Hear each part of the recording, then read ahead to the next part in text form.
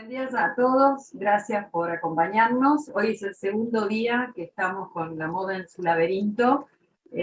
Súper orgulloso de tener la parte 4, que no es poco, en el Coloquio Virtual Internacional de Investigación en Diseño. Yo sé que muchos de ustedes ya han formado parte de la Comunidad Internacional de Estudios de Moda que organiza la licenciada Eugenia Basualdo. Euge, hacete tu saludo. Euge, la que Hola, los hola. persigue, y gracias a Euge los tenemos a ustedes con todos los trabajos, porque les dice, mandame el AFTRA, mandame esto, mandame el otro, y toda esa tarea es brava, hasta que tenemos todo, y empezamos a leer, a acomodar normas APA, y a estudiar por dónde hacemos el arranque de nuestra introducción, para hilar todo lo que ustedes vienen escribiendo. En este momento lo que vamos a presentar es el cuaderno 152. Quiero hacer un agradecimiento, no sé si podrá verlo, Fabiola No, que es la directora de toda la serie Cuadernos, es la directora del Centro de Estudios en Diseño y Comunicación desde el año 2000, o sea, ya hace 22 años que estamos trabajando y haciendo publicaciones, y nosotros estamos en la parte 4 del laberinto de la moda, pero nosotros traemos el 48 y el 58, que también hablan todo el tiempo de moda. Acá le voy a hacer un apartado para que Euge los invite a algo que nos pide el decano que invitemos, que parece muy interesante. Contanos, Euge. Sí, quería aprovechar, bueno, además de agradecerles por esta presencia y nos estamos vinculando permanentemente a través de los mails, del chat y también de los encuentros que tenemos en la Comunidad Internacional de Moda, sumando una herramienta más de conexión y de vinculación, los quería invitar a la red de investigadores en diseño, que es una red que vincula a todos los escritores de las distintas publicaciones de todos los cuadernos que forman parte del centro de estudios, no solo de los cuadernos de moda que nos traen aquí como fecha para este encuentro. Esta red surgió en febrero de este año, ya cuenta con más de 500 miembros entre académicos e instituciones de todo el mundo, y el objetivo es vincular y compartir conocimientos a través de esta red, en la cual se pueden suscribir de manera gratuita, por supuesto, para poder recibir información a través del newsletter, y vamos a estar compartiendo el link en el chat para que todos tengan acceso a ello, y aquellos que estén interesados en difundir también sus investigaciones lo pueden hacer a través de esta red que, como es el objetivo también un poco de este encuentro, nos vincula de manera virtual en cualquier lugar del mundo en el que estemos. Así que todos invitados. Sí, participen, yo creo que es bueno estar todos conectados, así que, y seguir investigando sobre temas de moda que a veces, como decimos siempre, la toman como un espacio frívolo, un poco vacío de contenido, y la realidad es que la moda nos atraviesa desde el día que nacemos desnudos con nuestro primer vestido, que es la piel, y después viene el segundo vestido inmediatamente, y ese nos va acompañando durante toda la historia nuestra y de la humanidad, porque digo, cosa más interesante no hay que enseñar historia de la moda a través de los cambios que van ocurriendo. Uno va contando las cuestiones sociales, las guerras, las revoluciones, la protesta, siempre aparece la moda como insignia, ¿no? Entonces no es nada frívola, es bastante compleja. Por esta razón, cuando tenemos todos los escritos de ustedes, con Eugenia y el equipo, decimos, bueno, tenemos que escribir la introducción. Alguien que me encanta siempre recurrir a ver qué me dice y cómo me acompaña, porque no quiero quedar mal ni con ustedes ni con nadie,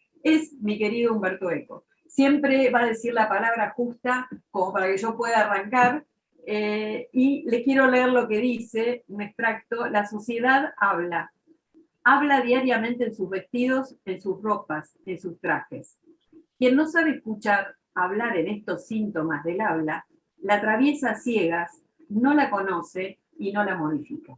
Me pareció que como arranque, ¿no?, de esta exploración teórica y de aplicación concreta, reformulando el rol y los atributos que tiene la moda, me pareció maravillosa.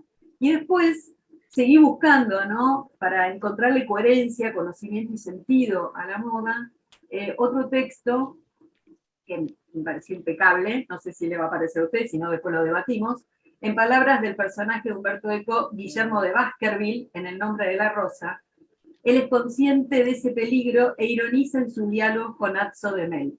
Y les dio apenas un diálogo impecable.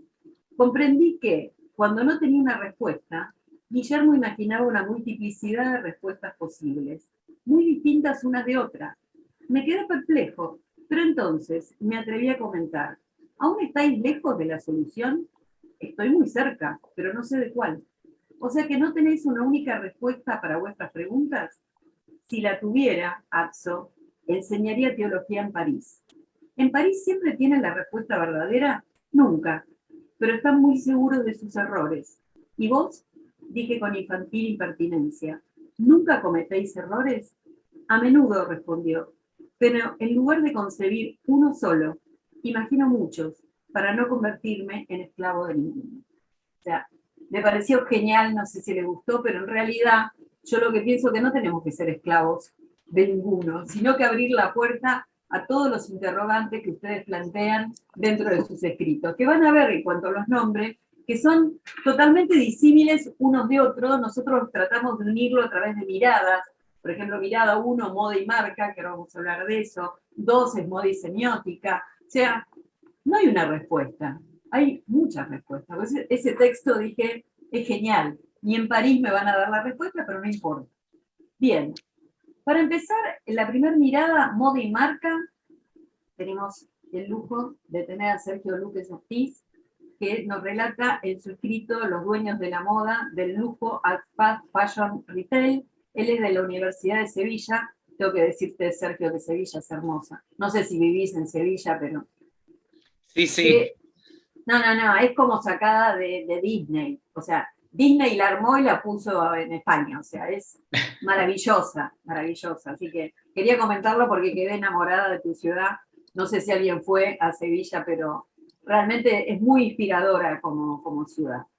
Bueno, ¿qué nos habla Sergio? Y él lo va a hacer un detalle amplio. Cómo los bloques empresariales no solo dirigen las compañías de moda y lujo más notorias del planeta, sino que también decide qué tendencias deben crearse, cómo consumirlas y en qué canales exponerlas, apoyándose obviamente en medios de comunicación y comunicación digital. Tema amplio el tuyo, que ahora ya lo vamos a ver. Hay autores que no han podido participar por horario, por trabajo, por lo que sea, pero los quiero nombrar. Facundo Nadur habla en su escrito de Artifiction, la interacción entre moda y arte contemporáneo en el proceso de construcción de identidades marcarias. Súper interesante. Les cuento que lo pueden leer, ya está publicado por lo menos en la web. En la mirada 2, moda y semiótica, tenemos a la autora Rosalía Cotelo García.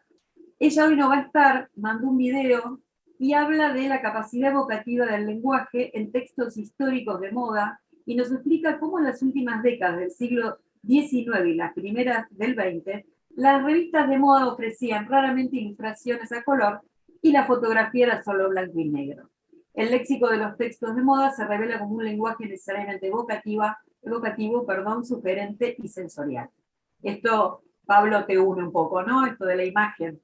Bien, en Moda y Sociedad, que es la mirada 3, las autoras María Eugenia Correa y Celedaña de Sousa Godiño, ¿están presentes? Sí, están Perfecto. ambas.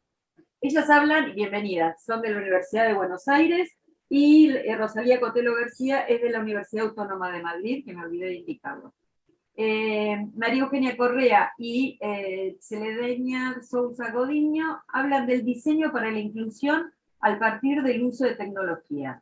Investigan y plantean una problemática real y poco abordada, proponen conocer el uso de tecnologías en la confección de prendas y accesorios para personas con algún tipo de discapacidad. Entonces les digo, los temas es como que van para un lado, para otro, interesantísimo el cruce, ¿no? En Moda y Sociedad tenemos también a Sara Peisajovic, que nos habla de fashion film entre el cine y la moda. Provoca una relación singular de tipificación cultural entre cine y moda. Ella lo va a explicar ampliamente. Ella viene desde el arte, desde la Universidad Nacional de las Artes. La mirada 4 tenemos cultura, moda e historia, a María Carolina Cubillos Vergara, y habla de mujeres y moda, discursos y representaciones en Medellín, Colombia, entre las décadas de 1960 y 1970. Es de la Universidad de Antioquia de Colombia. Hoy no estará presente, pero la quiero nombrar. Giorgio Riello plantea, otro autor, en su escrito The Object of Fashion, Methodological Approach of the History of Fashion, el papel de los artefactos en el estudio histórico de la moda y la vestimenta, y sugiere la existencia de 3 enfoques diferentes.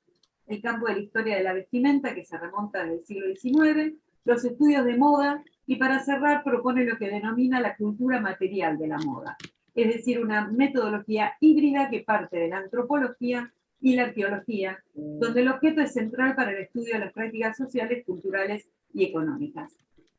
Es del Instituto Universitario Europeo. Por su parte tenemos a María Cabrera Arús en su escrito Un mundo figurado de poder de color verde olivo.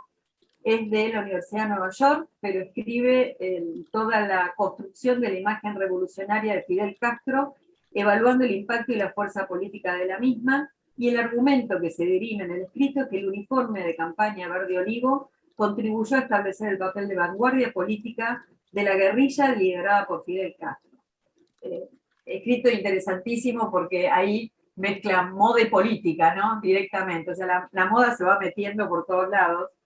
La mirada 5 es moda, cultura y medio ambiente, y es un escrito de Andrea Salzman de la Universidad de Buenos Aires y Marifé Santiago Bolaños de la Universidad Complutense de Madrid, donde lo interesante de este escrito que son cartas que se envían entre las autoras, y la intención de la investigación en palabras de las autoras y de un modo totalmente poético es recuperar la trama, modificando de esta moda la percepción y con ello nuestro imaginario para proyectarnos, percibir y construir otras realidades.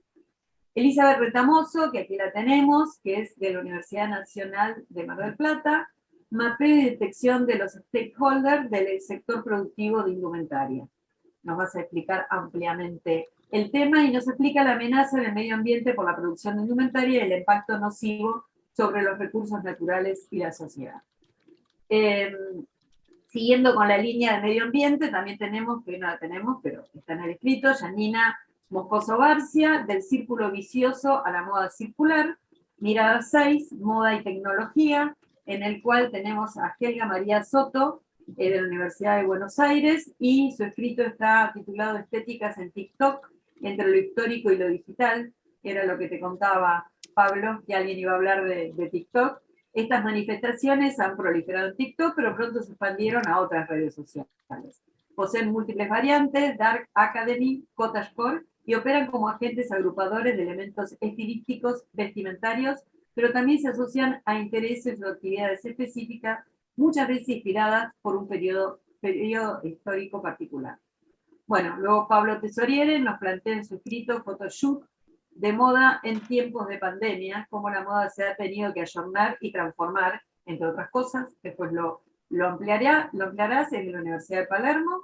Y finalmente Paula Miguel en su escrito En la nube, la circulación del diseño indumentaria en plataformas digitales, indaga en profundidad la estrategia cualitativa combinada con el análisis de indicadores cuantitativos, las cuales exploran procesos en relación. Es de la Universidad de Buenos Aires y hoy no la vamos a tener con nosotros. Bueno, mi idea es, empecemos por el inicio, ¿no? ¿Qué te parece, Sergio? ¿Tenés ganas de empezar? Sí, claro, muchas ganas. De hecho, yo bueno, no sé si hice bien la presentación, pero quería que tuvieran un panorama general de todo lo que se escribió en este impecable 152. Sí. Bien. Por mi parte, sin problema. De hecho, bueno, en primer lugar quería daros las gracias tanto a ti como a Eugenia, porque sobre todo Eugenia me lleva aguantando ya muchos meses, con muchos cruces de correos muy intensos por mi parte, porque claro, yo he pasado hace poco un proceso de acreditación aquí en el Ministerio de Educación, entonces necesitaba tenerlo todo como súper compilado y era como una agonía y la pobre Eugenia me decía, ya sale, paciencia, yo no. Pero escúchame, Sergio, sacanos de la duda, ¿aprobaste Por favor, todo? no hay problema. ¿Pudiste entrar? ¿Cómo fue? Sí, ¿Se sí, sí. aprobaron? Sí, Sí, bueno. todo bien, todo bien. La verdad que sí, que salió todo bien. Afortunadamente, muchas gracias también a las dos. Y bueno, para mí es un enorme orgullo, ¿no? Que queráis contar conmigo, que me invitéis a este coloquio, a la próxima edición. Para mí es fantástico y yo me siento muy, muy agradecido, muy grato, muy feliz. Ver publicado el trabajo de los holding empresariales supuso un gran reto. Quiero deciros además algo que ya le compartí a Eugenia el pasado mes de noviembre, cuando tuvimos la ocasión de compartir por primera vez esta tertulia, que para mí era un enorme reto porque era un trabajo que nunca había visto la luz y es ahora materialmente publicable, que ya está posible, ¿no? Es decir, que ya es visible, ya es publicable y que además es algo que yo lo había investigado mucho en mi tesis doctoral, lo había dejado un poco aparte por vincularme en otra línea de trabajo y cuando yo recibí la primera llamada de Eugenia para participar en ese simposio fue cuando a mí se me encendió la bombilla, allá por el mes de junio del año pasado. Yo dije, ostras, es que este trabajo está aquí, voy a reciclarlo y fue cuando me decidí a retomarlo. En fin, que es un largo proceso, no quiero alargarme más, pero simplemente lo concluyo dando las gracias a las dos por la confianza y por el enorme cariño que desde Argentina hasta aquí se siente. Y sí, estoy en Sevilla y sí, allá afuera está cayendo ahora más o menos a las 3:24 de la tarde unos 42 grados, estamos en plena ola de calor, pleno verano aquí, una ciudad muy bonita pero muy calurosa, horrible. Pero bueno, no me quiero alargar más. Voy a compartir algunos datos de la ponencia que presenté en noviembre, que efectivamente, como bien has comentado, Patricia, llevaba por nombre Los dueños de la moda del lujo al fast fashion retail. Para mí, en primer lugar, como investigador y como conocedor de la industria de la moda o persona que siempre ha tenido inquietud por conocer más de los entresijos que hay detrás de la industria, siempre me ha llamado poderosamente la atención que, por ejemplo, cuando nosotros leemos una revista de moda o cuando, por ejemplo, vemos una marquesina publicitaria, nos quedamos claramente con una imagen, con un logotipo, con un claim o con un bolso o con, en definitiva, un ADN corporativo de una firma. Pero no sabemos muy bien quién controla esa firma, no sabemos muy bien qué hilos de poder controlan ese grupo empresarial, qué relaciones mantiene ese grupo empresarial, por ejemplo, con otras marcas textiles o no textiles, a su vez con los diseñadores, a su vez con los directores creativas, a su vez, por ejemplo, con las editoras jefas de las revistas de moda. Entonces, claro, hay una parte importante de industria de la moda que, como bien conocemos todos, queda muy opaca al público masivo, queda como precisamente no visible para, de manera intencionada, seguir engañando, manipulando o tergiversando el discurso comunicativo de la propia industria de la moda, que, como tú indicabas, Patricia, se nos vende como algo frívolo, algo banal, algo insustancial, pero que sabemos que tiene múltiples aristas. Entonces, para mí era muy importante empezar a describir quién había detrás, ¿no? El quién es quién. Y tomé por caso varios grupos empresariales, como son Louis Vuitton, Kering, Richmond, e incluí a Inditex como principal grupo textil que ha sembrado o que ha marcado un antes y un después frente a otros grupos del fast fashion retail como H&M, Mango, Benetton, Gap, etcétera, etcétera. Entonces, empezando por la división lujo, nos encontramos con que Louis Vuitton Moet Hennessy, además de ser uno de esos grandes conglomerados franceses que controla firmas de haute couture, de moda o de belleza mundiales, también empieza a tener presencia en otros sectores ajenos a la moda, como por ejemplo aspectos que a mí me llamaron la atención, que tuviese un 5% de acciones en el grupo francés y europeo de alimentación Carrefour, es decir, en una cadena de supermercados en los cuales, no sé si en Argentina tiene Carrefour presencia, pero aquí en Europa lo tiene, perfecto. Pues es algo muy común, ¿no? Hacer la compra en una gran superficie comercial y sin ser muy consciente de ello, incluso alguien ajeno a la moda, sin saberlo, está comprando una parte de esa pequeña faceta de la moda y el lujo que es Louis Vuitton Moet Hennessy. Otros aspectos importantes que me llamaron la atención, que el propio grupo empresarial controla varios medios de comunicación en Francia, como Les Echos, por ejemplo, o Radio Classique, que son, en el primer caso, una revista especializada en información bursátil, en información cultural, económica, y en el segundo caso, una emisora de radio especializada en música clásica. También, por ejemplo, el grupo en París controla diferentes grandes almacenes de moda, de lifestyle, como por ejemplo La Samaritaine, Le Bon Marché, además de otras vinculaciones importantes con, en este caso, parques de atracciones, como el Jardin d'Acclimatation, que es como una especie de parque temático para los críos, o incluso cadenas hoteleras que se denominan Cheval Blanc, dispuestas en varios puntos de Francia y de los Alpes. Entonces, claro, ya no es moda. Ese era el kit de la cuestión. Ya no es, por ejemplo, una barra de labios de Dior, ya no es un perfume de Guerlain, ya es algo más, porque no hablamos de un objeto que solo le interesa a la alta sociedad o a los multimillonarios o a las influencers, hablamos de algo que de alguna manera nos toca a todos. Eso en cuanto a Louis Vuitton Moet Hennessy. En el otro lado, totalmente opuesto, alguien podría entender que un grupo aparentemente tan, en este sentido, económico, ¿no? O basado en la moda fast como es Inditex, no tiene esta dinámica empresarial. Y justamente nos encontramos con que sí que la mantiene. Es decir, el grupo liderado por Amancio Ortega, hoy ya no por él, sino por su hija, por Marta Ortega, sigue esa dinámica de gran grupo empresarial. Es decir, de grupo que a su vez, por ejemplo, tiene como parte importante del accionariado diferentes cadenas hoteleras. En el caso, por ejemplo, europeo, Roommates. Grupo que además también tiene presencia con diferentes empresas relacionadas con la biotecnología, con la investigación en I+D+I, pero también, por ejemplo, con carbón. Entonces nos encontramos con un grupo que no solamente son firmas como Zara o Pull&Bear o Bershka, sino que también es un grupo que empieza a tener una presencia en la huella climática. ¿Por qué? Porque controla empresas que producen carbón, que a su vez es como el punto de mira de la actual problemática climática que tenemos a nivel global. Siguiendo la estela de lujo, otros grupos similares son, por ejemplo, el grupo Kering, que es uno de los grupos también conocidos por ser dueños de firmas como, por ejemplo, Balenciaga o Gucci. Este grupo textil, que a priori, al igual que el grupo Louis Vuitton Moet Hennessy, podría entenderse como un grupo banal, como un grupo frívolo solo de moda, por ejemplo, en Francia controla un equipo de fútbol, el club de fútbol René, además de ser accionista principal de Credit Lyonnais, que es uno de los patrocinadores más importantes del Tour de Francia, que en estos días se está retransmitiendo en Europa, la gran competición deportiva del Tour de Francia, que es una retransmisión deportiva de ciclismo que se disputa en diferentes partes del país. Entonces nos encontramos con un grupo que busca patrocinadores en sectores ajenos a la propia moda.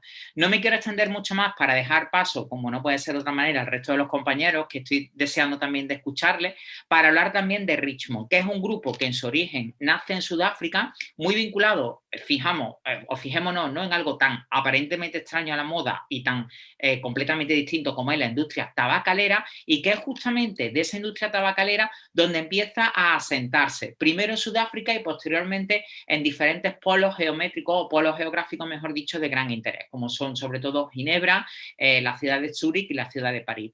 A partir de ahí, el grupo empieza a comprar diferentes marcas relacionadas sobre todo con la relojería y con los artículos de oro y plata de gran envergadura, como es el caso, por ejemplo, de firmas como Van Cleef Arpels o Cartier.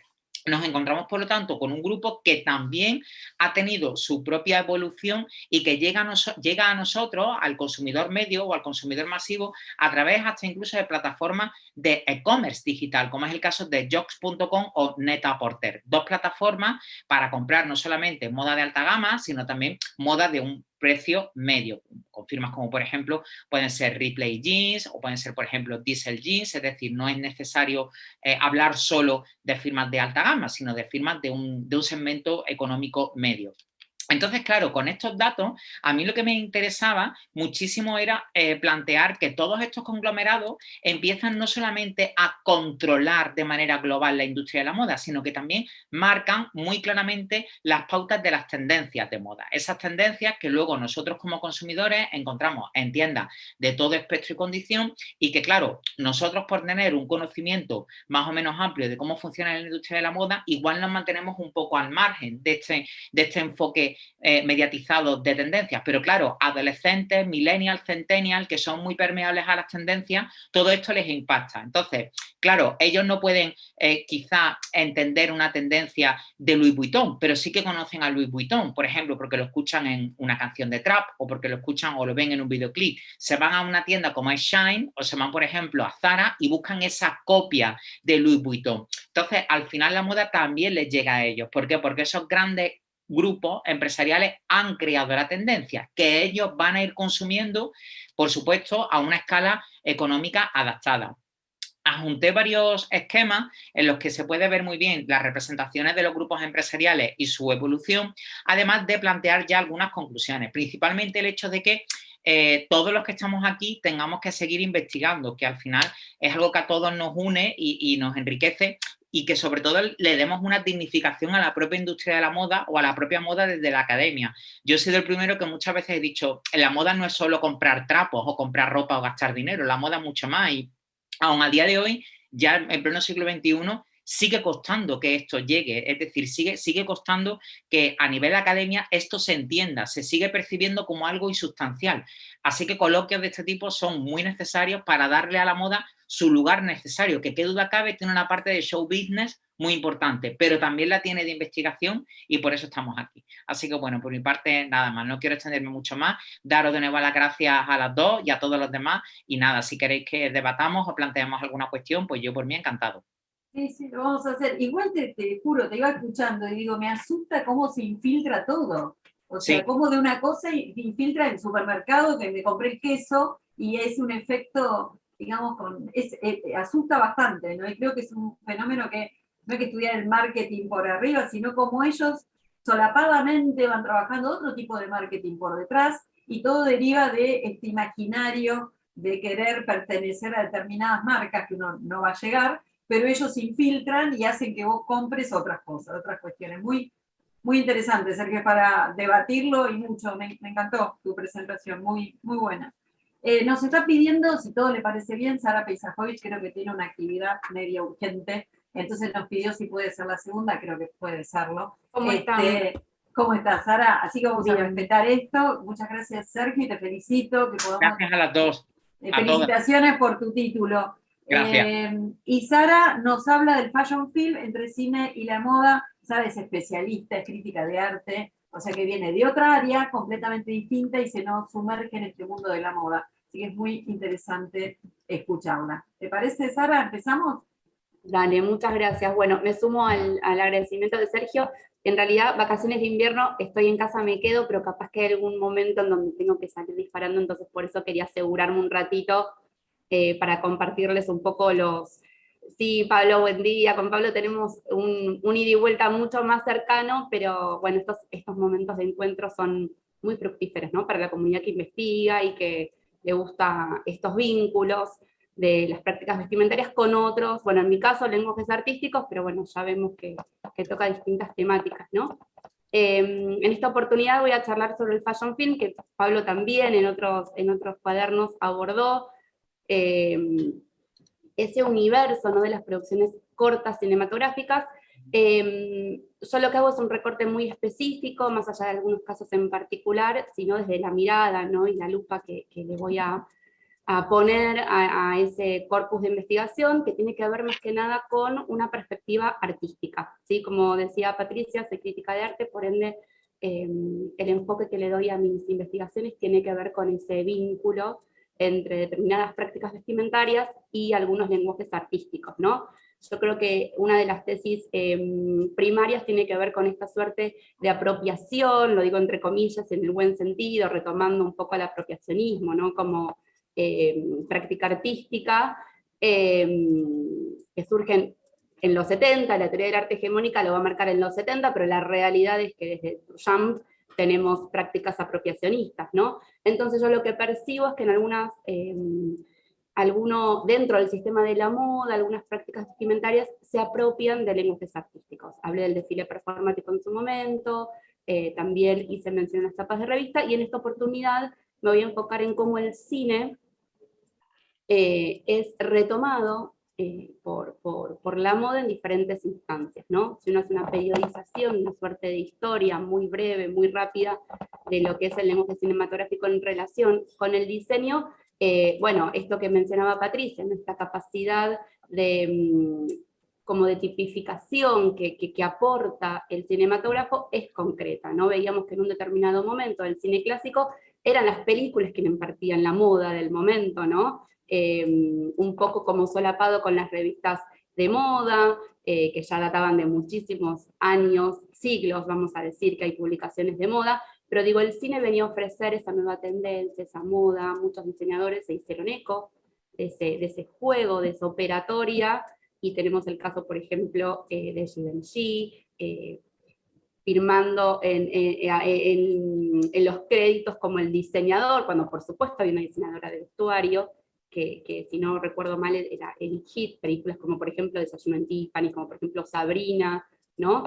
Donde podíamos ver los diseños de este diseñador, y podíamos ver el gesto un poco de direccionar la mirada hacia una tendencia en particular, un color, una morfología.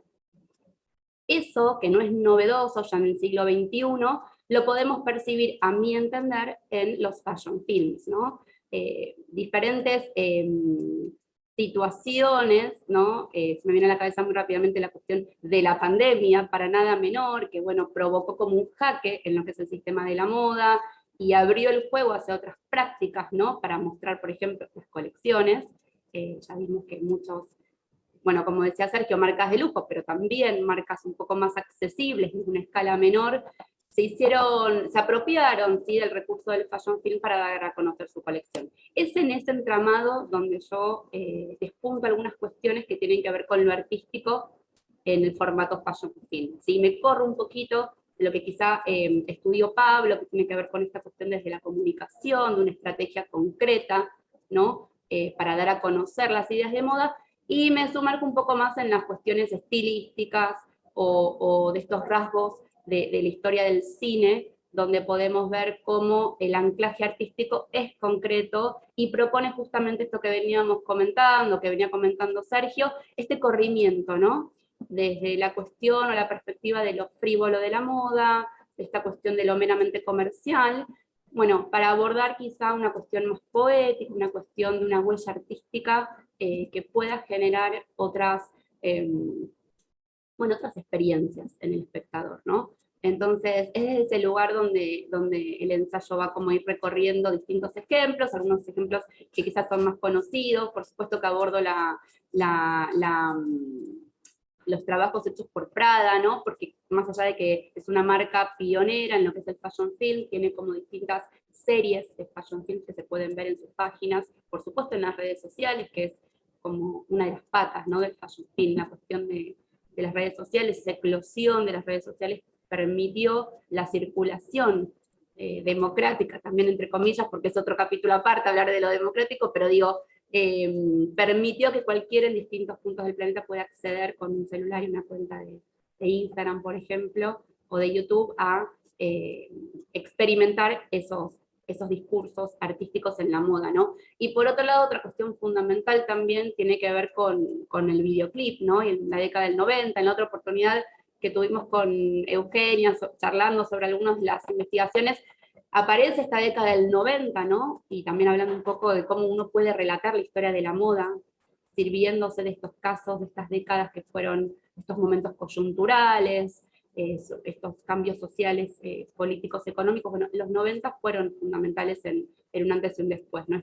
Este fin del siglo XX y este comienzo del siglo XXI, que hasta el día de hoy podemos ver como estas reminiscencias de los 90, bueno, el fashion film tiene mucho de esa dinámica de videoclip, de juxtaposición de estilos, de corte, de estímulos constantes, para enmarcar lo que en definitiva terminan siendo ideas de moda, que muchas veces tienen poco que ver con el mero objeto a comercializar y ahondan temáticas mucho más profundas, ¿no? Desde lo social y desde lo cultural.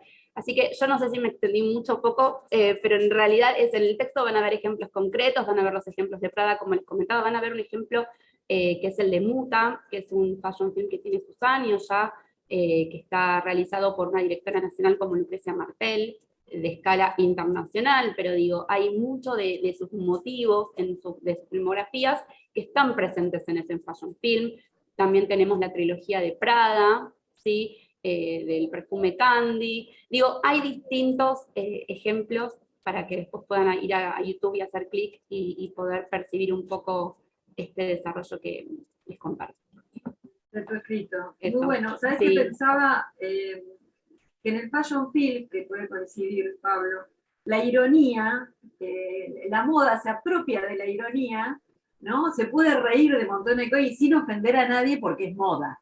Entonces como que hay muchas historias que se pueden contar, ¿no? Pensando en los fashion film de Prada, que la ironía está en determinadas profesiones, y la moda se ríe de todo eso como diciendo, ustedes se ríen de mí, pero yo me puedo reír de ustedes, y nadie se ofende, ¿no? Creo que vos también lo aclarás muy, muy bien en tu texto. Iba pensando cuando dabas los ejemplos y digo, qué buen papel, ¿viste? Es el papel como la gente que dice me hago la tonta y después demuestro mi inteligencia por otro lugar, ¿no? La moda hace eso, ironizo, total nadie se va a enojar conmigo y cuenta lo que pasa socialmente. Es muy bueno.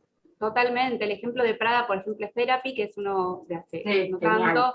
Es genial porque desde lo primero, bueno, enunciativamente también es como que se propone primero un enfoque cinematográfico, hay créditos de presentación, al final tenés toda la cola de créditos que es interesante, pero además, bueno, los actores, los directores, estamos hablando de Polanski, digo, cuando hablo de apropiarse del arte, hablo de justamente retomar un lenguaje en particular y mantener ese correlato, ¿no? Digo, no es que solamente ponemos una publicidad como las que uno está acostumbrado en la televisión y ya, no, esto es como una pequeña película. De hecho, hablando de la legitimación, ya con esto si quieren pasamos a otra persona, pero me resulta interesante, la moda siempre en esta puja por sentirse legitimada en otros campos, ¿no? Sobre todo en la cuestión más académica, pero también, desde mi perspectiva en el arte, son fashion films que se presentan, por ejemplo, en Cannes. Digo, ahí hay una legitimación y abren en los festivales de cine que son, por excelencia, los lugares de legitimación del arte, como puede ser el museo en las artes visuales, y se le abre la puerta, ¿no?, a este discurso de la práctica vestimentaria. Eso también, como para tenerlo en cuenta, porque es lo que vos decís, habilita un juego, un cierto sentido del humor, una cierta problemática, con cuestiones que parecen por fuera de ese universo. Es lúdica, ¿viste? La moda es lúdica, entonces se le perdonan muchas cosas. Entonces puede realmente hasta hacer una protesta social a través de la moda, pero es la moda. Entonces, como que está habilitada. La ironía es un mejor juego. Muchas gracias, Sara.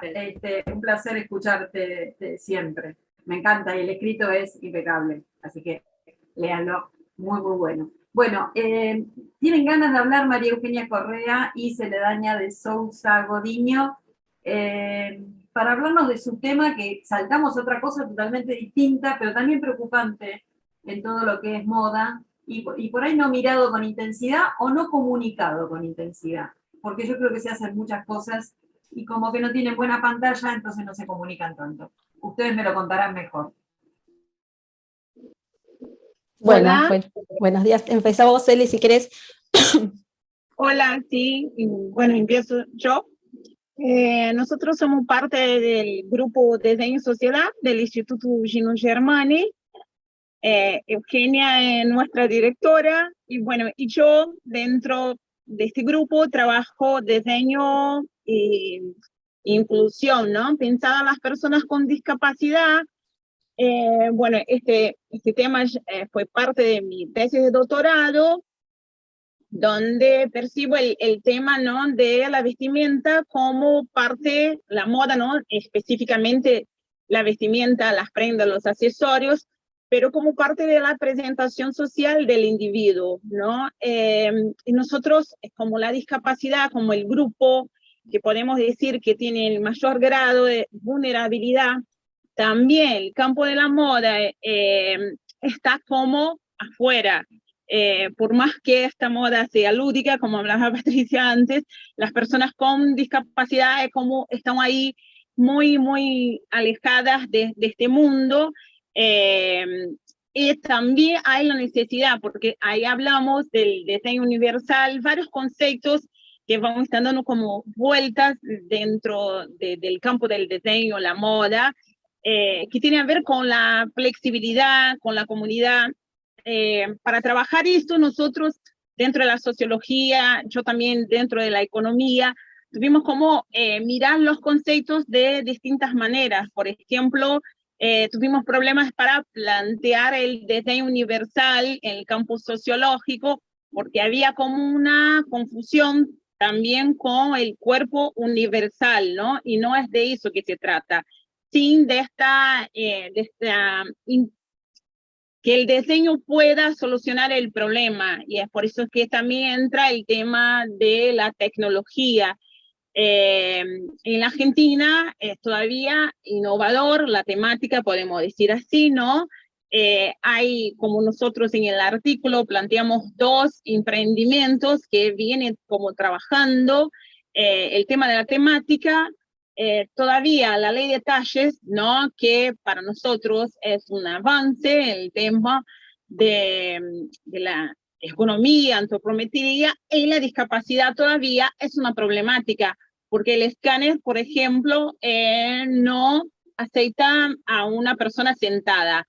Entonces son todos los temas que van dando vueltas en el campo del diseño, y que cuando se habla de la discapacidad, hablamos de este, como decía, de este grupo que está afuera, ¿no? Pero un grupo que necesita, yo lo llamé en mi tesis de doctorado de consumidor transparente, ¿no? Haciendo como una metáfora de la tela transparente, porque son consumidores, adaptan sus prendas, por esto nosotros no, en el grupo no usamos el tema moda adaptada, porque la moda adaptada todos hacemos, ¿no? Todos y todas hacemos esto de adaptar la prenda al cuerpo. Entonces, no solamente la persona con discapacidad.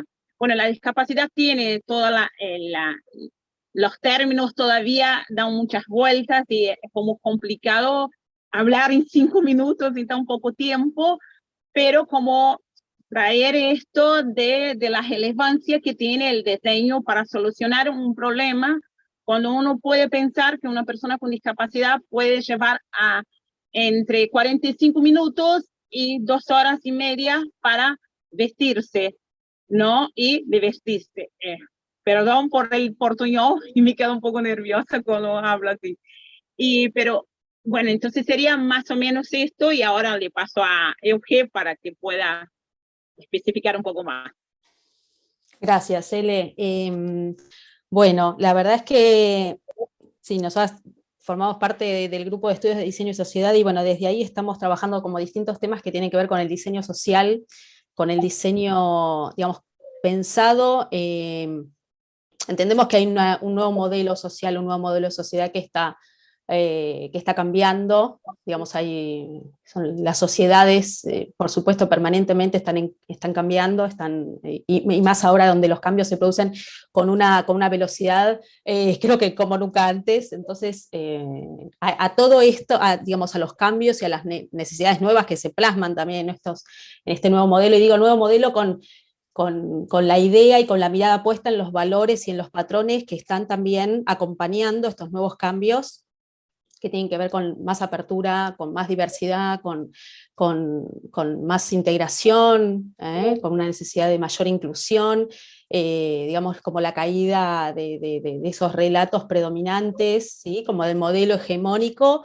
que ha predominado durante siglos, y bueno, ahora está claramente en crisis, y bueno, este modelo emergente, social, productivo, económico, que está teniendo lugar, digamos, como nacimiento también de una nueva tierra, ¿no? De nuevos valores que acompañan a esta nueva tierra.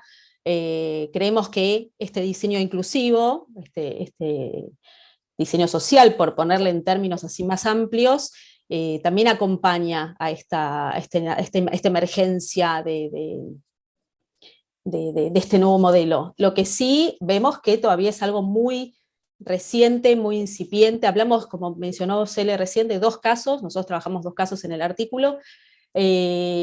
Por supuesto que si, digamos, hay intención y hay proyectos, ¿sí?, que están avanzando en esta línea de la inclusión, proyectos de diseño, pero no están todavía plasmados en el mercado. Hay, como todavía también mencionaba Patricia, esta cuestión de no es que no haya comunicación, pero sí todavía es todo un campo muy incipiente, donde todo todavía está por darse, todo está por generarse, o sea, está como empezando a mostrar, digamos, las demandas, estas nuevas demandas, no es que son nuevas necesidades, porque por supuesto este grupo consumidor está presente, por supuesto, en la sociedad, pero se empieza a poner la mirada en estas demandas, en sus requerimientos, en sus necesidades, ¿no? Digamos, ya no saliendo un poco de esta cuestión el diseño para este cuerpo hegemónico, ¿sí? Hablamos ya de la diversidad, de estos cuerpos heterogéneos, de estos cuerpos diferenciados. Entonces, el nuevo diseño, digamos, hay como un diseño que está gestándose en este transicionar de la sociedad, ahora, este nuevo modelo social, digamos, también hay un diseño en transición, en diseño que se está plasmando y que tiene que ver con esta mirada más abierta y con poder captar todas estas necesidades y estos grupos, ¿sí? Como prestar, digamos, poner más énfasis también en las minorías, aquellos y aquellas consumidores que no han sido quizá contemplados por el mercado masivo principalmente. Hoy creemos que todo está cambiando y por supuesto también el diseño está acompañando y está atendiendo también como estas nuevas cuestiones y necesidades. Creemos que los diseñadores en esto van a tener un rol clave en este transicionar, y ahí es donde hacemos como un análisis también en el artículo, en donde ponemos el foco en este nuevo diseño, ¿sí? en pensar a los diseñadores, actores de estos cambios, ¿sí? Como agentes reflexivos de estos cambios, y que empiezan también a manifestar, digamos, esto un cruce, sociedad, consumidores, diseñadores, productores, digamos, todo un campo, por supuesto, nutrido, ¿sí? Así como la moda integra un sistema, por supuesto, esto también, este campo amplio. Entonces, digamos, es muy plural y se tienen en cuenta como distintas cuestiones, distintas dimensiones que están como apostando a este avanzar o a este crecimiento digamos, no solamente en tener en cuenta a este público. Esto es una mirada, pero por supuesto que es plasmar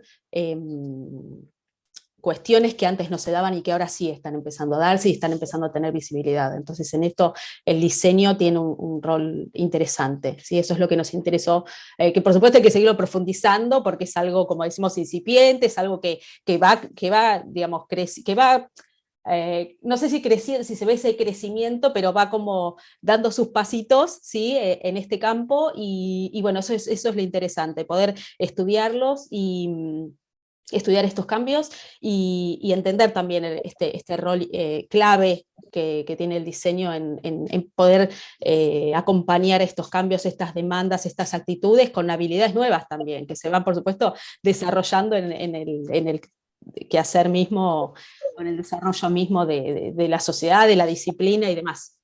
Perdón, quizá me extendí un poco. Bueno, sería eso. No, que te decía que está perfecto, y lo pensaba desde lo más mínimo, ¿no? Desde lo que hablan ustedes en la ley de talles, que no hay que buscar negocios para gente especial o con estructuras corporales especiales, tienen que estar incluidos dentro de las identidades corporativas que uno quiere elegir. Todo eso tendría que estar contemplado dentro de las colecciones que hacen los diseñadores. O sea, no como algo en isla, sino como algo incorporado a la dinámica del sistema de la moda. Creo que hasta que no se entienda eso, que tiene que estar incorporado, y no solamente nuevos diseñadores que piensen para ese grupo, no, ese grupo tiene que estar incorporado como está incorporado dentro de la sociedad. Yo tengo que elegir qué marca me gusta y me tengo que poder vestir, tenga la estructura corporal que tenga. O sea, como que trasciende tu estructura corporal, ¿no? Entonces creo que es un trabajo, lo hacemos en el aula, el trabajo para que el alumno entienda, pero es un trabajo que me parece que recién se inicia, o sea, o se inicia todo el tiempo y queremos modificarlo, y hay un sistema económico de marketing que no lo admite. Entonces, es para seguir trabajándolo, chicas, me parece muy interesante. Me encanta el tema. Y también, mientras hablaban, digo, ¿cuál es la solución? Es esta, que poder elegir, tener la capacidad de elegir, entrar a un local y poderme vestir según la estructura que tenga. O sea, eso me importa. Entonces, no sentirme fuera del sistema, sino incluido dentro de un sistema de colección y de diseño de autor o de diseño comercial.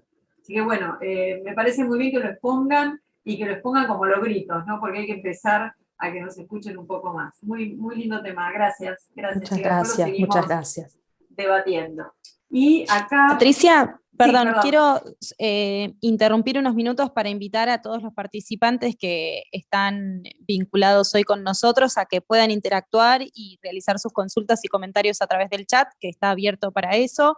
para aprovechar la oportunidad de consultar a los expositores que tenemos hoy en día para que se vinculen con ellos, que es una muy linda oportunidad. Así que el chat está Aparte, habilitado. son temas que te dan ganas de preguntarle algo más, ¿viste? Cuando iban hablando, yo digo, no quiero interrumpir, pero son temas muy lindos para meterse, ¿no? Y el interés de ustedes también en hacerlo, así que muy bueno. Bueno, vamos a seguir ahora con Elizabeth. Las chicas pidieron hacerlo antes, así que bueno, Elizabeth, te tocaría a vos charlar un poquito de lo que es el mapeo de detección de los stakeholders del sector productivo en indumentaria, que lo leí un montón de veces cuando iba corrigiendo, viste, las normas APA, me iba leyendo y leyendo, porque es un tema en el cual yo no estaba muy informada y vos me informaste bastante, así que ahora contanos un poquito. Hola, ¿qué tal? Bueno, me das como el puntapié, porque cuando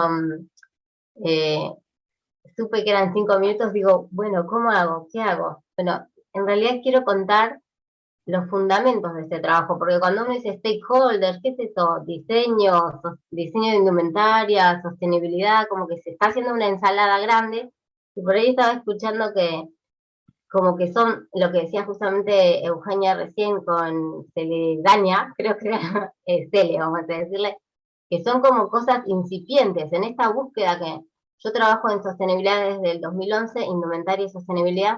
Voy a mirar la hora, las 11, así no hablo como un loro. Y bueno, trabajo en Mar del Plata, los estudios de casos son en Mar del Plata. Y veíamos, cuando nosotros empezamos en el 2011, se hizo todo un relevamiento de lo que se vendía como sostenible, como ecológico, todavía esas palabras resonaban, la moda sostenible, y lo único que encontramos en toda esa búsqueda fueron colitas para el pelo, esas que nos atamos, con desechos textiles. Entonces mi investigación es decir, uy, ¿por qué acá no se aplican estrategias para que el diseño sea sostenible en Mar del Plata? Y en la universidad, en la facultad, nos recibimos de diseñadores de indumentaria, que es una de las pocas en el país que tiene esa especialización. Entonces, es que es raro todo esto.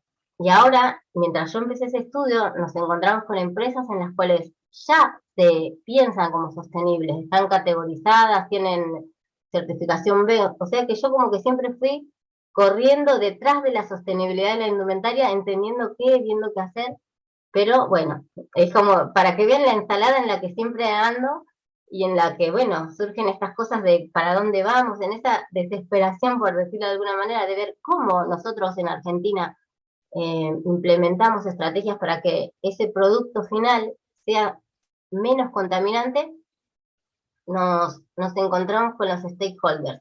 Y en este trabajo que presentamos en el cuaderno 152, es el primer trabajo en el cual tuvimos acceso a una empresa en España, con el dueño, que nos facilitó toda la información, nos contactó con todas las áreas.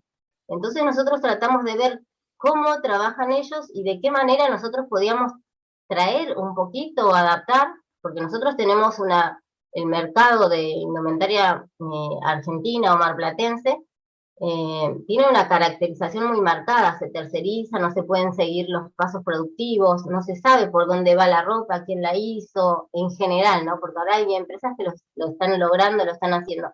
Está como el sector de las costureras trabaja de una manera, no sé cómo decirlo, no están en blanco en su mayoría. Hay muchas cosas particulares que nosotros no podemos copiar, así como decía Gonciepe, lo que es la periferia, lo que es el centro, nosotros de la periferia no lo podemos traer así, eso es irreal, porque tenemos unas características diferentes. Bueno, en base a este estudio que hicimos de esta empresa que ya está establecida, tiene muchas estrategias, bueno, yo estoy hablando de estrategias de sostenibilidad, así como si fuese muy...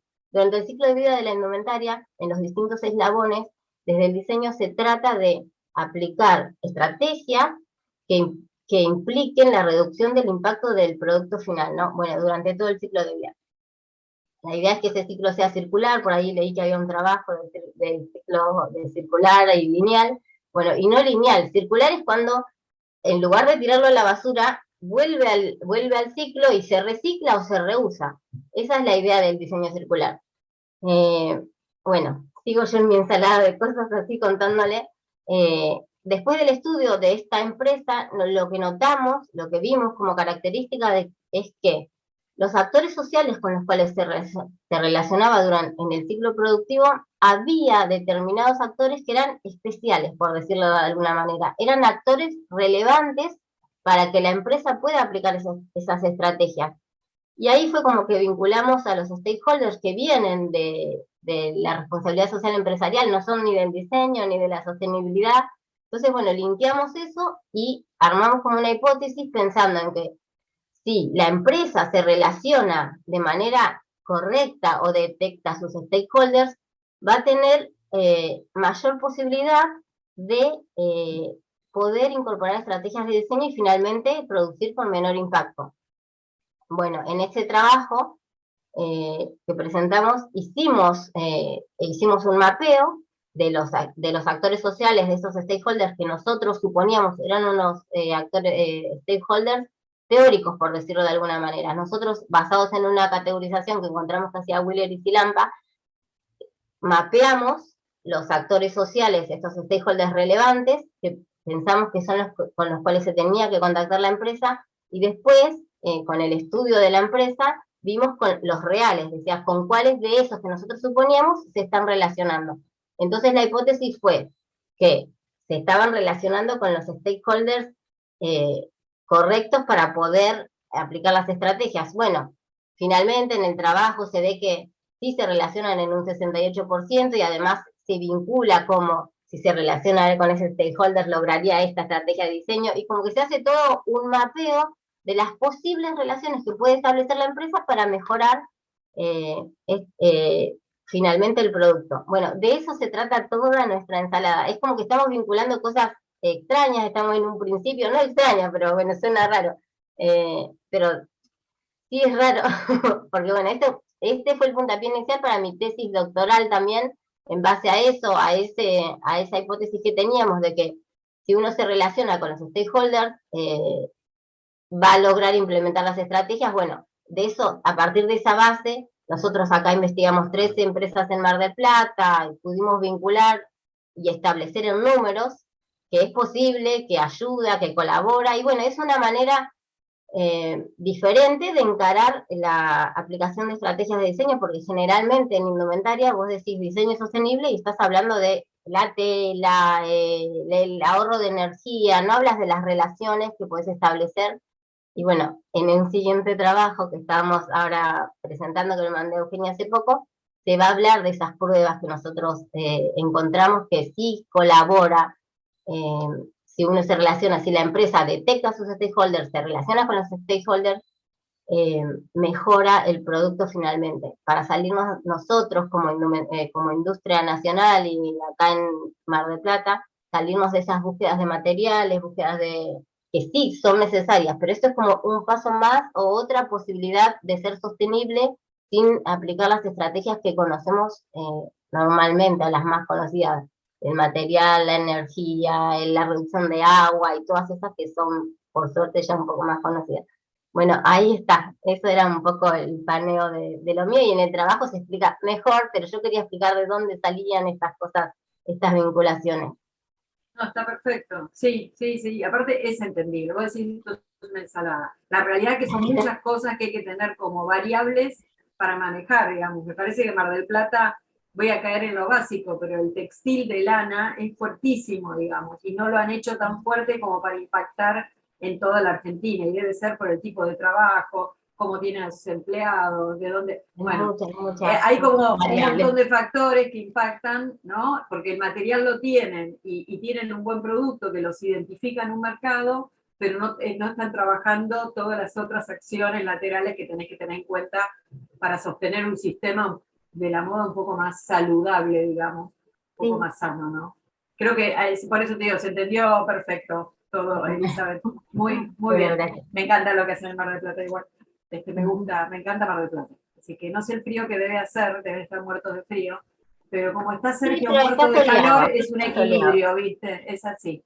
¿Cuántos grados hace? Debe ser poquísimo.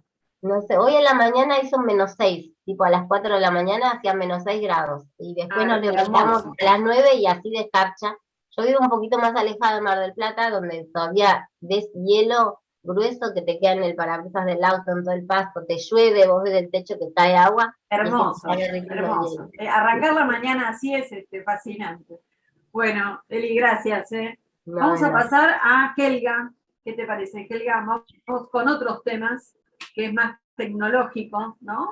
Que le va a encantar a Pablo, todo el tema de TikTok, y entre lo histórico y lo digital. La verdad que es bueno que lo expliques vos, Helga, y gracias, muchas gracias. No, por favor, gracias a todos y a todas por siempre, por la bienvenida en estos espacios. Justo que mencionaste a Pablo, recién tuve como un recuerdo de una de las últimas cosas que hice antes que pensar la pandemia, fue no me acuerdo si un taller o un seminario en UP con Pablo, que hablabas de fashion films. Me acuerdo que recién estaba...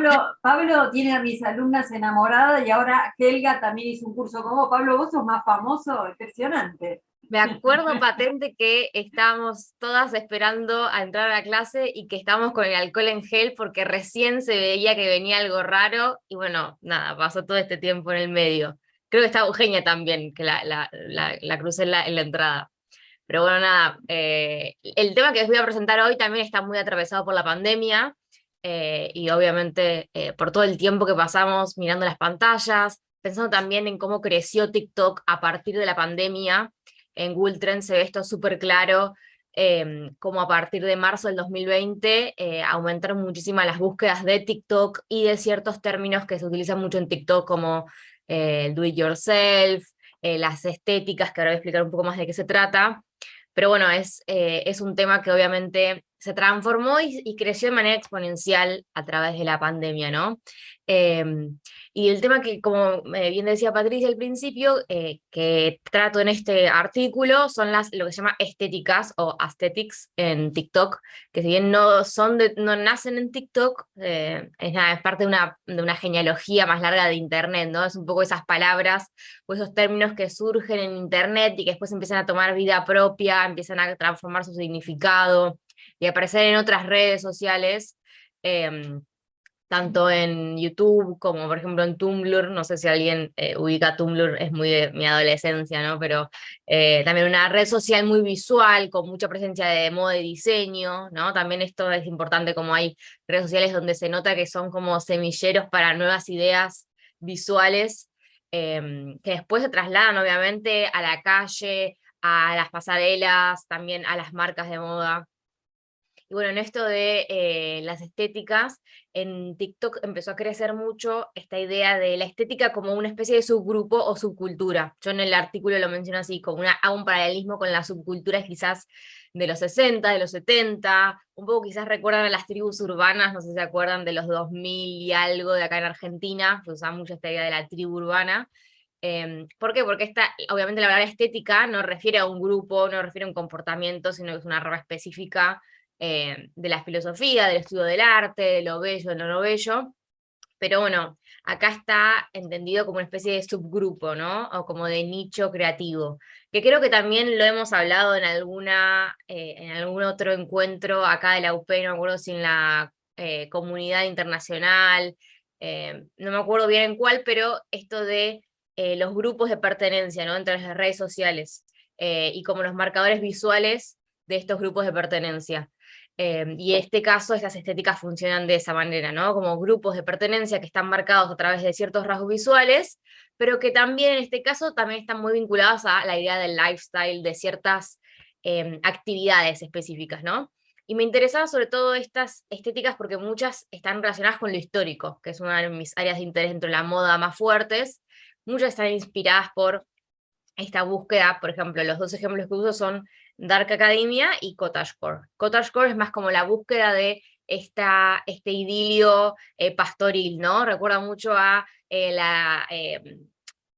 María Antonieta en su granja en Versailles, esta idea del contacto con la naturaleza, la idea de hacer cosas en casa. Por eso digo, está muy relacionado también con el encierro, con la pandemia, con esta idea de cuando se abrió todo, bueno, volver a la naturaleza, hacer cosas dentro del hogar, buscar lo manual, lo artesanal, ¿sí? Como todo indumentaria muy, muy suelta, con colores bastante pastel, mucha estampa Vichy, y por el otro lado el Dark Academia, que tenía que ver con la educación y con un mundo erudito, sobre todo con esta búsqueda del conocimiento a través de ya sea disciplinas liberales históricas, lenguajes muertos, la idea de estar en la biblioteca, todo esto es mucho la idea, como canalizar un espíritu, una sensación específica, estar estudiando en la biblioteca, mucha imagen de universidades europeas de gran prestigio, como Oxford, Cambridge, ¿no? Y esto me parece que también tiene que ver con, bueno, en un momento donde el campus es solo el Zoom, el campus universitario no existe porque uno no va a la universidad, sino que solo está interactuando con tus compañeros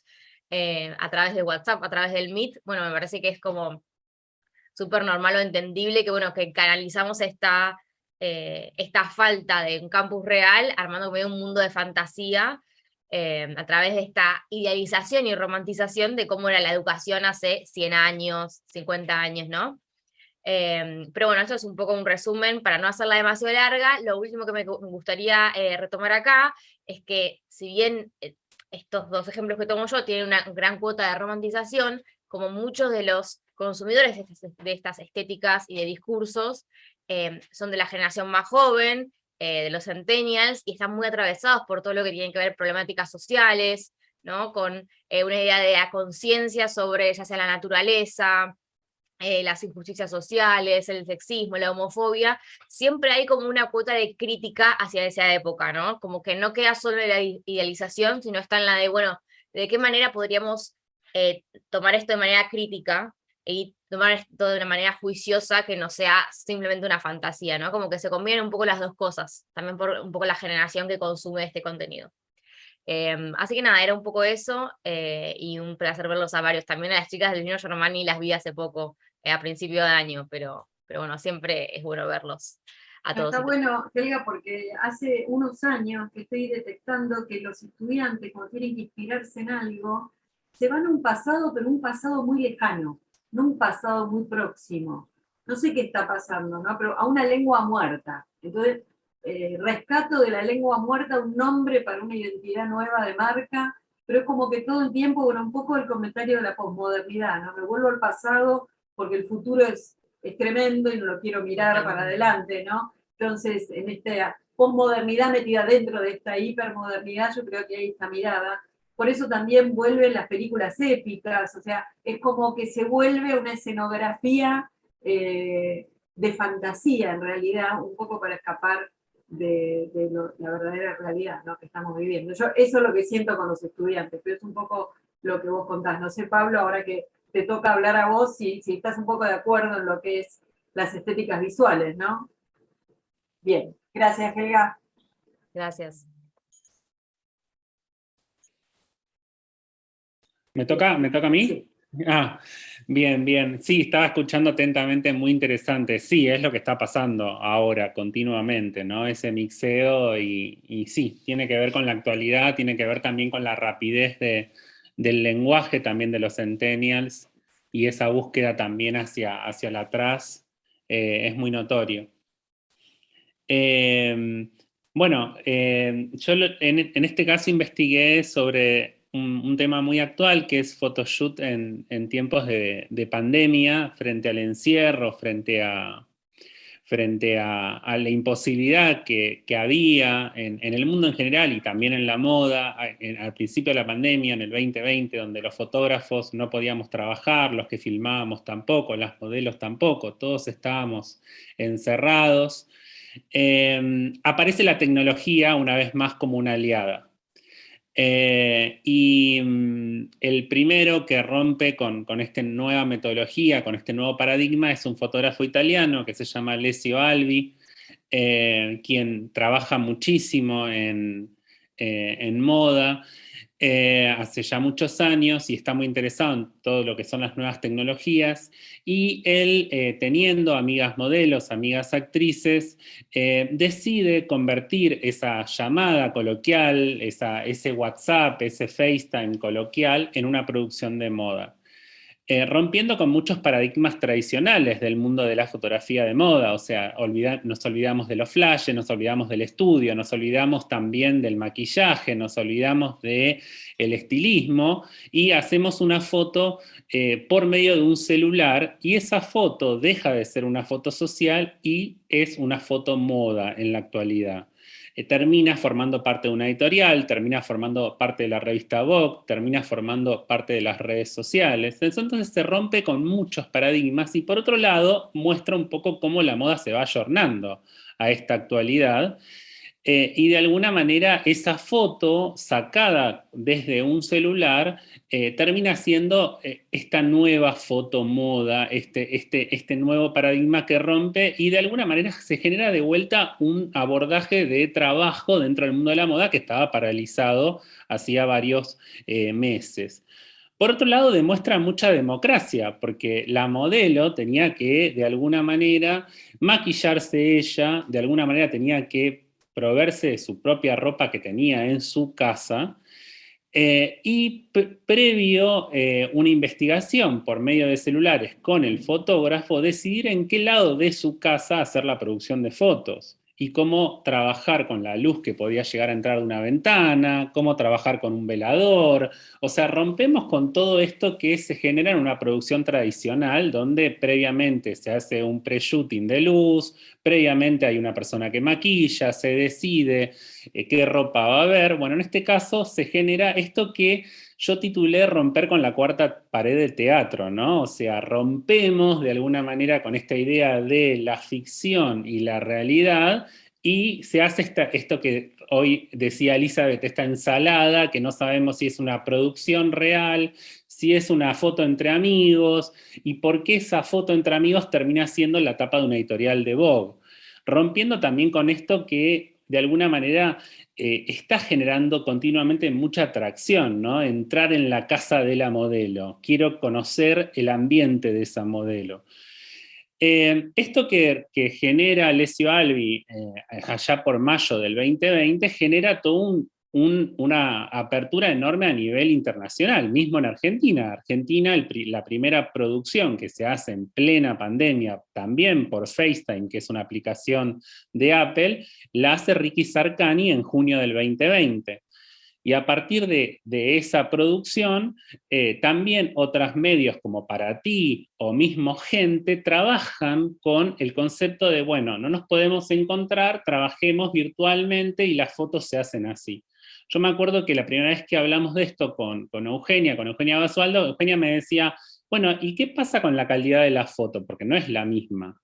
Y bueno, la calidad de la foto justamente hace que también entre en este paradigma de lo natural, ¿no? Bueno, la foto se ve medio rara, pero está bueno que se vea rara porque la hace más real. O sea, que esté pixelada, que esté ampliada. Y esto se fue como ampliando cada vez más. Yo me hago una pregunta en el paper y que la sigo investigando, es, bueno, la pandemia sigue estando, pero ya todos volvimos a estar presenciales, ya tenemos un estudio de fotos. ¿Por qué se sigue trabajando en paralelo con FaceTime? Evidentemente hubo como una apertura a que esta nueva herramienta sigue funcionando y hay marcas que la prefieren a una producción tradicional en estudio. Ahí hay otros paradigmas que entran en juego. O sea, yo digo, ¿por qué sigue funcionando el reality show? Sigue funcionando porque a la gente le gusta ver al otro, esta idea del bullerismo, esta idea de, bueno, Mario Testino sigue haciendo, por ejemplo, fotos por FaceTime, supuestamente fotografiando a las modelos en los baños.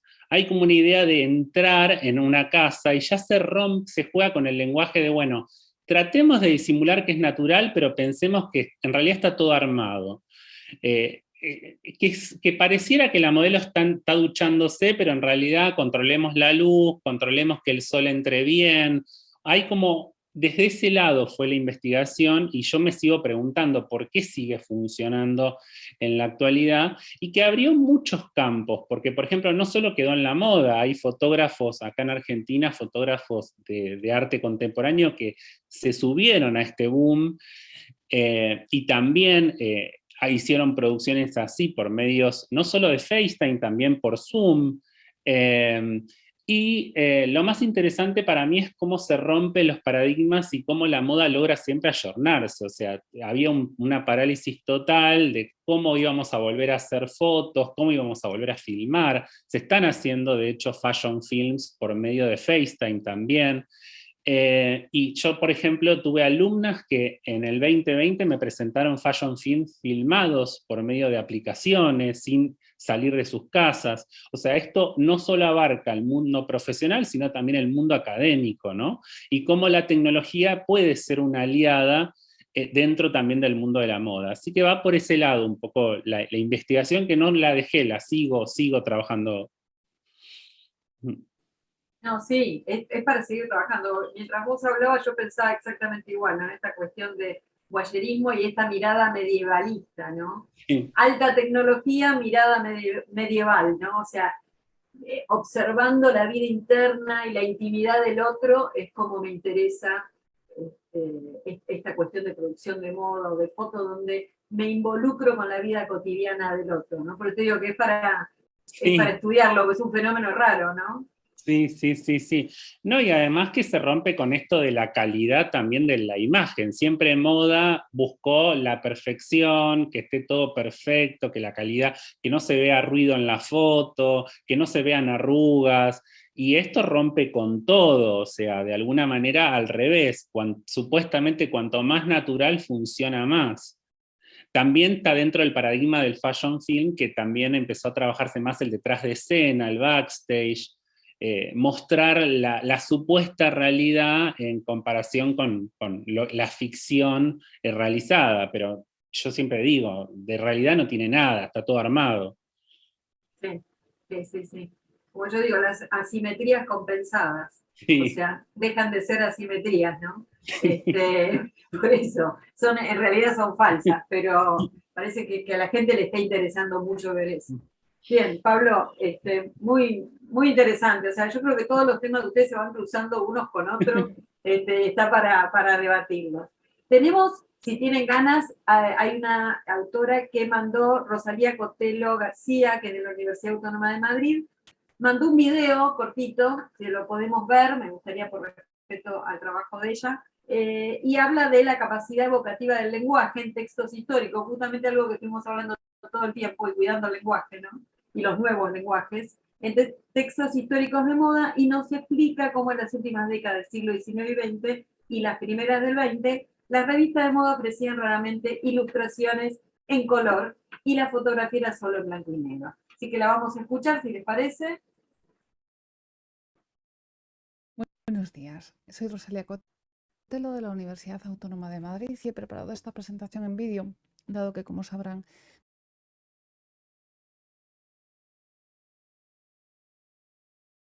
me era imposible asistir a este evento por compromisos previos que lamentablemente no he podido cancelar. Quiero agradecer a la Comisión Proyecciones de la Moda y a la Universidad de Palermo su amabilidad al invitarme a esta presentación, así como la oportunidad que en su momento me brindaron de participar con mi trabajo en sus cuadernos del Centro de Estudios en Diseño y Comunicación. Mi artículo que presento aquí lleva por título La capacidad evocativa del lenguaje en textos históricos de moda. Y es una mirada a la moda desde un punto de vista lingüístico y diacrónico, pues me fijo en cómo es el vocabulario de la moda y en particular en cómo es aquel léxico que se empleaba en las primeras revistas de modas, en la prensa femenina que se publica en los siglos XIX y XX. Esa época es precisamente la edad de oro de la prensa, que era el único medio de comunicación social que existía en aquel momento y que va a alcanzar así en algunos países tiradas millonarias. En cuanto a la prensa ilustrada, que es el género que más nos interesa para nuestro estudio, hay que comprender lo que significaban las revistas gráficas a principios del siglo, cuando eran el único medio de ver el mundo. Podríamos decir la ventana para asomarse a la realidad. Dentro de las revistas ilustradas hemos elegido como centro de investigación aquellas que pertenecen al género de las llamadas revistas femeninas, que se dirigen a una mujer de clase media y alta, surgen por influencia de la industria francesa como una especialización dentro de las revistas ilustradas. Desde su inicio, estas publicaciones dirigidas a la mujer eligieron un diseño atractivo y tuvieron un especial esmero en sus ediciones, que solían contener un reportaje inicial sobre las novedades de París y una descripción completa de distintos figurines y modelos para los que la revista aportaba una hoja desplegable con los patrones correspondientes. Era una hoja que normalmente estaba en la parte central de la revista. Hay que decir que eran revistas que no solo miraban a París para la inspiración de sus contenidos, para mostrar las tendencias de moda, sino que también en muchos casos eran flagrantes traducciones, plagios de publicaciones periódicas francesas. La prensa para mujeres de estos dos siglos constituye, por tanto, un espacio proclive a la escritura evocativa, al neologismo fácil y al extranjerismo frecuente. Es prensa que mira y copia todo lo francés. Son además publicaciones en blanco y negro, y esto va a ser importante. No incorporan la fotografía hasta los últimos años del siglo. Estas circunstancias, en un género cuyo principal objetivo es el de crear necesidades y deseos, incitar al consumo, convierten el lenguaje en su mejor arma para estimular ese interés en los lectores. Por ello, el lenguaje de moda de la prensa ilustrada y de mujeres construye, en términos generales, una prosa densa y detallada, plagada de galicismos, donde se enumeran, se acumulan nuevos términos que aluden a nuevas realidades, cuya referencia será en muchos casos difusa, simple evocación exótica, sugestiva. Dentro de este estudio léxico, cultural y discursivo, nos centramos específicamente en dos ejemplos representativos del carácter sensorial y evocador de la prosa propia de este tipo de publicaciones. Por una parte, el campo semántico del color, y por otra, la familia léxica del término frufru. En cuanto a los colores, es sin duda un dominio léxico apasionante. En las revistas de la época encontramos términos como champán, archiíndigo, color nácar, color arena, color rosa begonia, color de plátano, blanco yeso y en general una enorme variedad del léxico de color que se crea a partir de referencias materiales. Color madera, encarnado ladrillo, color chocolate, rojo cobre, amarillo bronce. Observamos voces todavía frecuentes en nuestro idioma hoy, como el nombre del color crema o el beige, el naranja, el champán o el caqui. Y otros con menos difusión, pero igualmente reconocibles, color limón, nuez, avellana, damasco o ladrillo, que conviven con otras designaciones de color más inesperadas, que difícilmente han persistido hasta hoy, como puede ser el color de pan quemado, color hoja marchita, color hoja muerta o color rosa cangrejo. Nuestro artículo cierra el análisis del léxico de las revistas históricas de moda con una voz que ejemplifica otra dimensión del carácter evocativo del lenguaje. En este caso, con alusión al sonido o a la percepción auditiva que se pueden activar en aquellas voces cuyo carácter onomatopéyico está en el origen y en el propio significado del término. Nos referimos a la palabra frufru. Encontramos esta voz en los textos de moda de los siglos XIX y XX, relacionada fundamentalmente con las piezas de ropa elaboradas en seda y en raso, y piezas de ropa además que se llevaban en capas interiores de la vestimenta.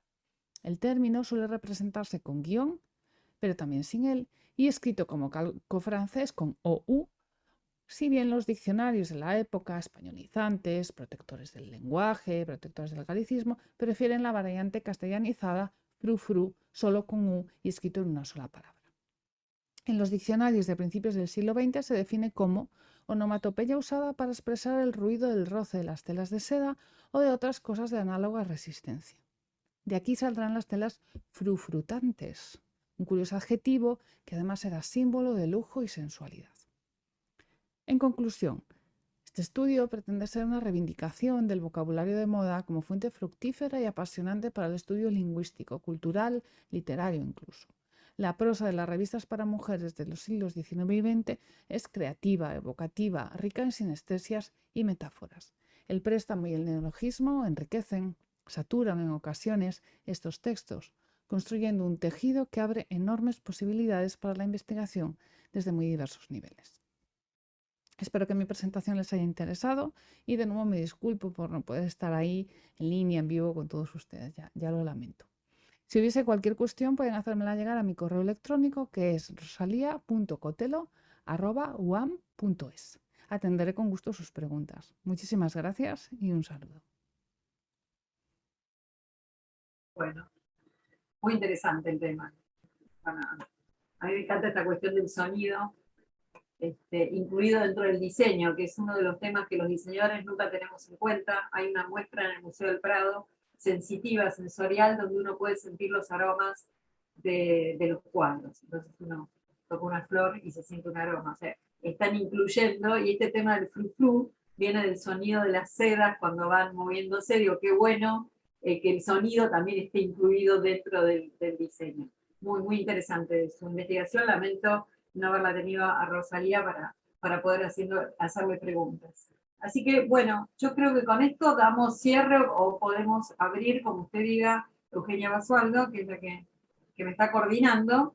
Sí, hay posibilidad de los que estén participando, si tienen algún comentario o alguna consulta, de sentirse libres en el chat de poder hacerlo.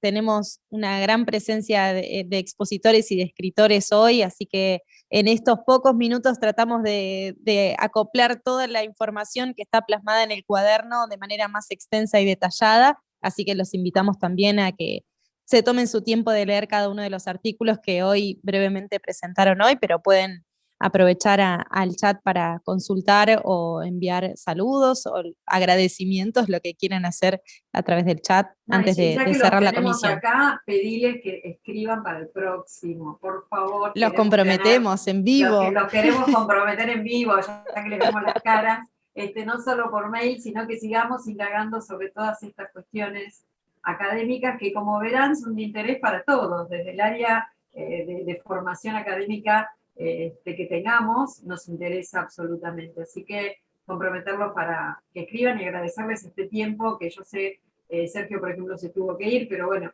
es así, estamos en la nueva vorágine digital y presencial al mismo tiempo, que es difícil de compatibilizar. Así que bueno, no sé si hay algunas dudas, y si no, lo que vamos a poner, si ustedes quieren, les parece bien, con Euge, a disposición los mails o el mail de Euge, como para trasladarles los interrogantes, preguntas, porque hay muchos estudiantes que están haciendo su tesis de grado, y muchos temas los toman de los escritos nuestros, digamos, yo también escribí, o sea, de todos nuestros escritos y nuestras dudas e interrogantes, entonces ustedes, que están muy formados académicamente, los pueden ayudar también. Y la posibilidad de vincularnos en este mismo horario y en este tiempo con distintas personas del mundo. Estamos desde Colombia, dice Shirley, agradecer tanta generosidad de saber. Saludos desde Colombia, también desde Ecuador nos escriben. Melba Marmolejo dijo: felicitaciones, todos los aportes son de alto interés y relevancia, sus contribuciones generan nuevos paradigmas para la investigación y el diseño. Franco nos consulta para tener acceso al último texto del que se habló, del video. Ahora vamos a compartir el link de la publicación, que además de estar impresa, está publicada en la web de manera gratuita para que todos puedan tener acceso, así que ahora en el chat vamos a compartir la publicación del cuaderno 152. Saludos desde Perú, muy buena la ponencia. Saludos desde Esmeraldas, Ecuador. Y bueno, y ahí compartimos debajo la publicación, así que gracias a todos aquellos que la virtualidad nos permite esto, ¿no? Estar conectados en sintonía y poder compartir experiencias. Bueno, así que les agradezco, los libero, y seguramente seguimos trabajando juntos, ¿no? No nos abandonen, por favor. Es muy interesante seguir formando gente y formándonos nosotros, ¿no? Porque yo creo que hoy aprendimos entre todos. Por más títulos universitarios que tengamos, hay cuestiones muy interesantes para debatir entre nosotros también. Así que muchísimas gracias.